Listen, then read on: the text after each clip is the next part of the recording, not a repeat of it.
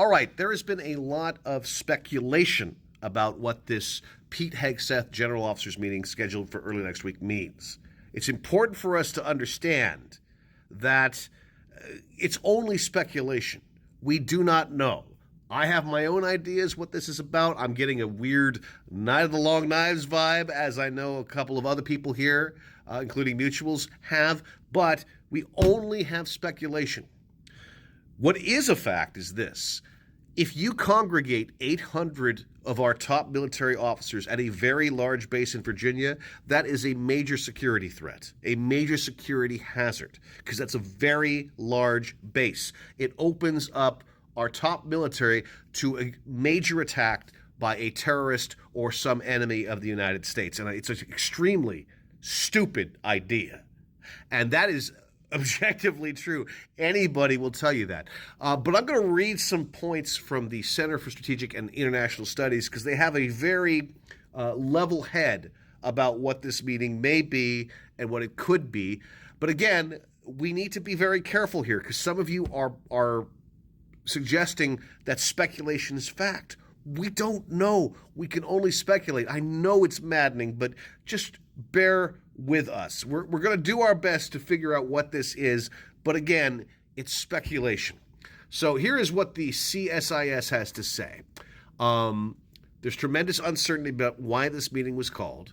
There are obviously frequent meetings of general officers, but they're considerably smaller than this. For example, you have the 11 four-star combatant commanders coming to Washington, D.C. every year, right? But again, it's all speculation. There is the possibility that they will be discussing the national defense strategy. There is a belief that Pete Hegseth will be publishing the national defense strategy. It's also been suggested that this strategy will involve homeland security, which means domestic concerns. And that is what worries me, and that is what gives me a Night of the Long Knives vibe. But again, it's only speculation. That's what makes this so maddening. They're really doing our best to drive us nuts, and anybody who has a brain will obviously be driven nuts. This particular CSIS commentary notes that there were inconsistencies in the Washington Post article that was published on this. The meeting may not be as large as reported because the article says that 800 general and flag officers would be coming, but that's nearly all 838 officers in that category. And officers on staffs will be exempt, okay?